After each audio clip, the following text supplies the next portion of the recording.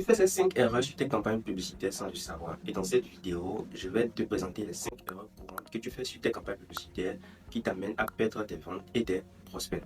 Alors, je t'invite à rester jusqu'à la fin pour ne pas manquer les 5 erreurs. Peut-être que c'est la 5e que toi tu fais souvent qui te fait perdre des prospects et des ventes. Si tu tombes premièrement sur ma chaîne, moi c'est Crépin Anagon, je suis média buyer créatif stratégiste. J'aide les entrepreneurs, les formateurs, coachs et e-commerçants à mettre en place des campagnes publicitaires qui convertissent le mieux. Alors avant de commencer par présenter ces 5 erreurs, je t'invite à t'abonner à cette chaîne, à activer la cloche de notification parce que par ici ça se partage les meilleures stratégies que tu dois utiliser pour performer le mieux sur tes campagnes publicitaire. Alors la première des erreurs, c'est de laisser votre publicité tourner pendant des mois. Les gens s'habituent à votre publicité et arrêtent d'y prêter attention. Et dans ce cas, Meta te fait payer de plus en plus cher pour montrer ta publicité à les mêmes personnes. Dans ce cas, on parle de la fatigue de votre publicité. Et pour savoir si votre publicité est fatiguée, vérifiez si votre taux de clic chute à plus de 30% par rapport à la dernière semaine. Ou si vous êtes en audience 3, vérifiez si votre taux de répétition est supérieur à 2. Et si vous êtes en retargeting, vérifiez si votre taux de répétition est supérieur à 3. Ce que je te conseille de faire dans ce cas, c'est de changer des créatives chaque 3 semaines au plus pour relancer l'algorithme de Meta qu'il te cherche de nouveaux prospects et augmenter toujours tes conversions tout en étant dans la même campagne publicitaire. Il ne s'agit pas ici de changer autre campagne publicitaire ou de créer autre campagne publicitaire au début. Non. Alors, la deuxième erreur que beaucoup négligent, c'est le parcours client jusqu'à la conversion. Si vous mettez en place une campagne publicitaire pour acquérir de prospects, si votre landing page, votre page de capture par exemple, n'amène pas le client à prendre de bonnes décisions, vous allez penser que c'est votre campagne qui ne marche pas, mais en réalité, c'est votre landing page qui a un problème. Et c'est pareil aussi pour les redirections vers WhatsApp. Lorsque vous redirigez votre conversation vers WhatsApp, et si vous êtes pauvre en closing, vous ne savez pas converser avec un client pour l'amener à payer ce que vous avez, vous allez penser que votre campagne publicitaire ne marche pas et vous allez vouloir peut-être augmenter le budget pour améliorer les campagnes publicitaires. Alors que d'abord, ce qu'il faut faire, c'est de vérifier est-ce que votre landing page convertit d'abord sur le parcours client ou est-ce que les clients s'arrêtent et dans votre conversation, ce qui cloche avant de prendre n'importe quelle décision. Alors, la troisième erreur, c'est le fait de couper très vite ces campagnes publicitaires. Ça arrive lorsqu'on commence à dépenser de l'argent sur Meta, on voit qu'on n'a pas de résultats après 3 jours, 4 jours, on a tendance à couper notre campagne publicitaire.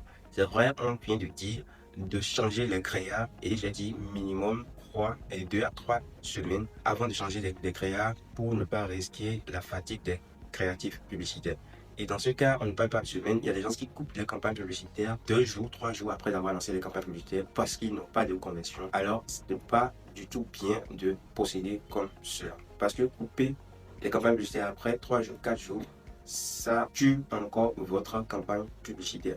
Meta a besoin de temps pour apprendre minimum 5 à 7 jours avant de prendre n'importe quelle décision. Et l'autre astuce que je vous donne sur ce point, c'est que si tu veux faire payer à ton client 200 € sur ta formation ou sur ton produit, attends d'avoir dépensé au moins le x4 de ce budget avant de penser à prendre n'importe quelle décision de couper ou pas ta campagne publicitaire. Alors, la quatrième erreur que font la majorité des personnes aujourd'hui, surtout avec l'avènement d'Andromeda, c'est le fait de lancer des campagnes sans stratégie créative.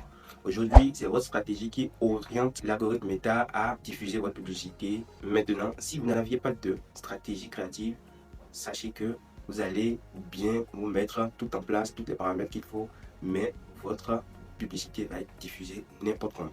C'est pourquoi il faut tenir compte de la stratégie créative. Et sur cette chaîne, je vais faire une vidéo complète sur comment mettre en place une bonne stratégie créative. Donc, je t'invite automatiquement à t'abonner si tu n'es pas encore abonné. Abonne-toi sur cette chaîne et active la cloche de notification pour que quand je mets cette vidéo en ligne, que tu sois notifié. Le conseil que je vous donne dans cette vidéo sur ce point, c'est que au moins donner à Meta 5 diversifications créatives. Je ne parle de diversification créative, je l'ai expliqué dans ma précédente vidéo. Vous allez monter des vidéos avec différents formats. Quand je parle de format, je ne parle pas de ratio, je parle des formats comme les formats podcast, les formats facecam, les formats micro-trottoir, les formats humour, les formats cartoon.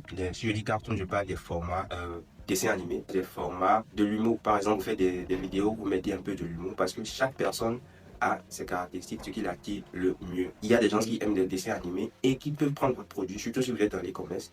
Et aussi l'acquisition de prospects. Je vous conseille pas surtout de faire des formats dessins animés dans l'acquisition des prospects, ça peut marcher, mais je ne vous conseille pas trop. Mais surtout dans l'e-commerce, ça marche très bien. J'ai eu des résultats avec ça sur des comptes clients. Alors, la cinquième erreur, c'est le fait de montrer ta pub à ceux qui ont déjà acheté une fois sur ton site ou ceux qui ont déjà visité une fois ton site. C'est bien de faire des retargeting avec ces audiences, mais dans l'audience froide, il faut avoir l'habitude d'exclure ces audiences-là. Exclure ces audiences, c'est très important. Faites du retargeting. Mais lorsque vous lancez des campagnes publicitaires froides, essayez d'exclure ces audiences-là. Parce que ces audiences-là, lorsqu'ils passent à l'achat, ça ne vous aide en rien. Vous payez 2 fois peut-être pour les mêmes causes. Peut-être que vous avez fait visiter ces personnes-là par votre publicité récente.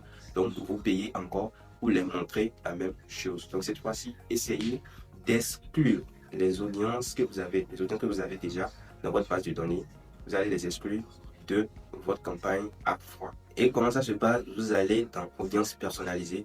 Vous allez créer 2 audiences personnalisées, par exemple, les visiteurs des 30 derniers jours ou les acheteurs des 30 derniers jours que vous allez exclure maintenant de votre audience froid. Donc ça va être tout pour cette vidéo. Si tu fais déjà ces 5 erreurs et que cette vidéo t'a apporté un plus, cette vidéo t'a appris désormais que ce que tu fais et que tu normalises n'est pas vraiment quelque chose à normaliser, ce sont des erreurs. Alors je t'invite, si tu t'es pas encore abonné, à t'abonner, liker la vidéo, cela fait beaucoup plaisir et surtout abonne-toi parce que sur cette chaîne, il y aura des vidéos qui vont changer littéralement ton business. Si tu es coach, formateur, entrepreneur et e-commerçant, n'hésite pas à t'abonner. Ou si tu désires même lancer un business et tu veux intégrer la publicité digitale, n'hésite pas à t'abonner car ça va être un gros coup de pouce pour toi. Allez, c'est tout pour cette vidéo. On se retrouve dans la prochaine vidéo.